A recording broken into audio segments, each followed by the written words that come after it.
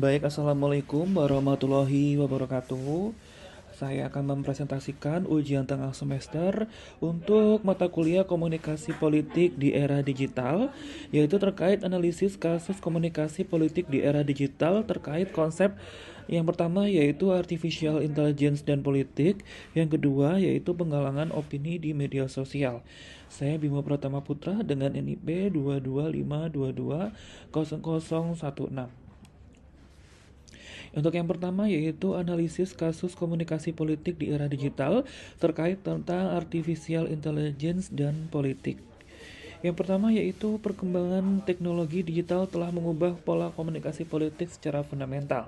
Apa sih artinya? Yaitu perkembangan teknologi digital telah mengubah pola komunikasi politik secara fundamental. Jika pada era sebelumnya komunikasi politik didominasi oleh media konvensional seperti televisi, radio, dan surat kabar, maka saat ini media digital menjadi arena utama pertarungan opini publik.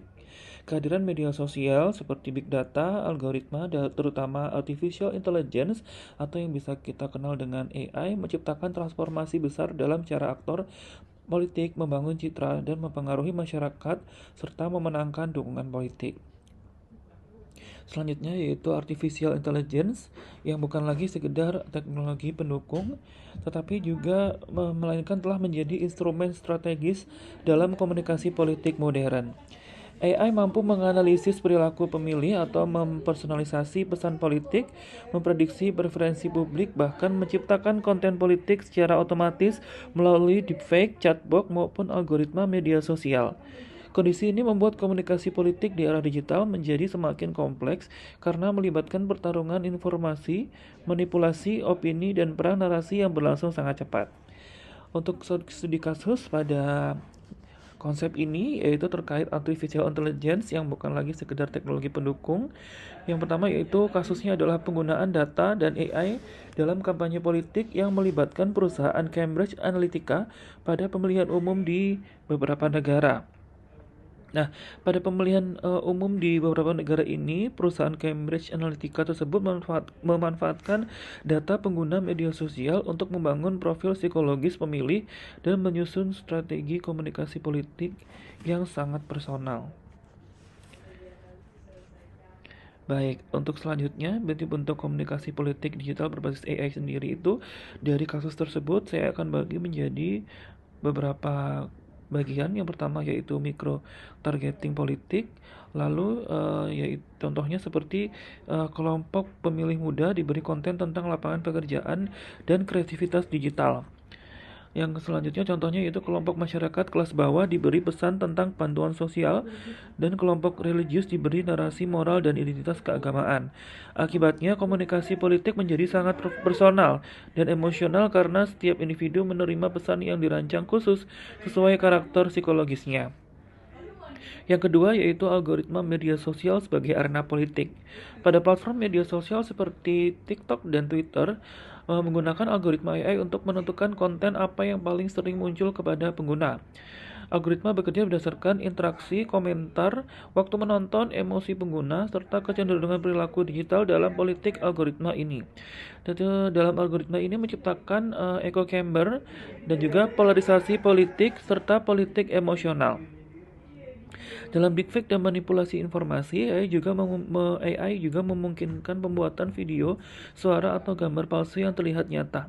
Contoh kasus seperti video pidato palsu kandidat politik, manipulasi ucapan tokoh publik, penyebaran informasi palsu menjelang pemilu, serta sulit dibedakan dari deepfake sangat berbahaya karena sulit dibedakan dari konten asli, dapat menghancurkan reputasi politik, memicu konflik sosial, dan menurunkan kepercayaan publik terhadap demokrasi. Fenomena ini menunjukkan bahwa AI dapat menjadi alat propaganda politik modern.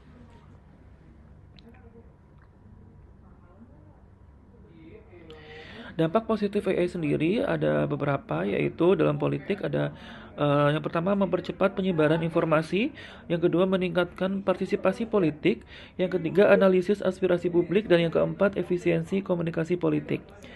Dampak negatif AI dalam politik yaitu disinformasi dan hoaks, lalu manipulasi opini publik, polarisasi sosial, dan ancaman terhadap demokrasi serta hilangnya privasi. Kesimpulannya, artificial intelligence telah mengubah wajah komunikasi politik modern menjadi lebih cepat, personal, dan berbasis data. AI memberikan peluang besar bagi efektivitas komunikasi politik, tetapi juga menghadirkan ancaman serius berupa manipulasi opini, polarisasi sosial, dan disinformasi digital.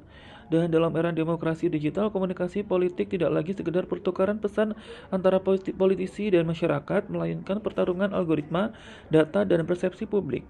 Oleh karena itu, diperlukan regulasi, etika teknologi, serta literasi digital agar pengguna AI dalam politik tetap mendukung demokrasi, bukan justru merusaknya. Untuk selanjutnya, konsep yang kedua yaitu penggunaan artificial intelligence dalam kampanye politik itu sendiri. Yang kita tahu pada penggunaan AI ini dalam media sosial dalam pemilu presiden di berbagai negara. Yang kedua, yaitu analisis kasus komunikasi politik di era digital tentang penggalangan opini di media sosial. Saya akan menjelaskan tentang perkembangan media digital yang telah mengubah pola komunikasi politik secara fundamental tadi. Jika sebelumnya komunikasi politik didominasi media massa konvensional seperti televisi, radio, dan juga surat kabar, kini media sosial menjadi arena utama pertarungan opini publik.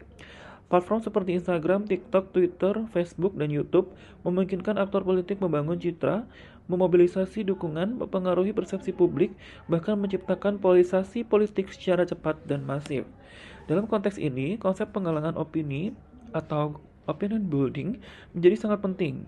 Penggalangan opini adalah upaya sistematis untuk membentuk persepsi, sikap, dan dukungan masyarakat terhadap isu atau tokoh tertentu melalui penyebaran pesan komunikasi secara strategis. Konsep penggalangan opini di media sosial. Penggalangan opini di media sosial dilakukan melalui beberapa mekanisme utama. Yang pertama yaitu framing isu, di mana framing isu adalah cara suatu isu dikemas agar publik melihat realitas sesuai sudut pandang tertentu. Contohnya, demonstrasi dapat dibingkai sebagai perjuangan demokrasi atau ancaman stabilitas nasional. Media sosial memungkinkan framing dilakukan secara cepat melalui caption, video pendek, meme, tweet, hashtag, hingga potongan pidato. Agenda setting digital, yaitu teori agenda setting menjelaskan bahwa media tidak menentukan apa yang harus dipikirkan masyarakat, tetapi menentukan isu apa yang dianggap penting di era digital seperti trending topik, viral hashtag, algoritma media sosial, influencer politik, dan menjadi alat utama menentukan agenda politik. Lalu juga ada konsep penggalangan opini di media sosial terkait dengan emotional political communication, di mana komunikasi politik digital lebih efektif ketika memainkan emosi publik sendiri, yaitu terkait kemarahan, ketakutan, harapan, nasionalisme, dan juga empati. Penggalangan opini pada pemilu presiden Indonesia di tahun 2012 ini merupakan contoh kasus dari analisis kasus komunikasi politik di era digital terkait dengan penggalangan opini di media sosial. Bentuk penggalangan opini yang terjadi yaitu penggunaan hashtag, politik influencer dan buzzer, serta penyebaran disinformasi dan hoax. Terkait dengan peran algoritma di media sosial sendiri, terdapat beberapa peran yang dapat dilakukan seperti menampilkan konten yang paling sering mendapatkan like, komentar, share, dan juga watch time. Untuk politisi akhirnya lebih fokus membuat tentang konten sensasional, gimmick politik, dan juga pencitraan visual dibanding diskusi kebijakan publik yang mendalam. Baik, dan demikianlah paparan yang saya sampaikan. Kurang lebihnya saya mohon maaf. Terima kasih. Wassalamualaikum warahmatullahi wabarakatuh. Saya Bimo Pratama pamit undur diri. Tentunya untuk saran dan masukan saya terima masukannya terkait juga dengan dua konsep tadi, yaitu terkait analisis kasus komunikasi politik di era digital. Konsep pertama yaitu artificial intelligence dan politik, serta untuk kasus yang kedua yang saya paparkan tadi terkait tentang penggalangan opini di media sosial. Baik, demikian presentasi yang akan saya sampaikan. Kurang lebihnya saya mohon maaf. Terima kasih. Wassalamualaikum warahmatullahi wabarakatuh. Assalamualaikum warahmatullahi wabarakatuh. Namanya Bimo, orangnya gangguin mulu. Sekian, Assalamualaikum warahmatullahi wabarakatuh. Stopnya gimana? Ini di sini ke atas. Ini, nih. Assalamualaikum warahmatullahi wabarakatuh. Namanya Bimo, orangnya gangguin mulu. Sekian, Assalamualaikum warahmatullahi wabarakatuh. Stopnya gimana? Ini di sini ke atas. Ini, nih.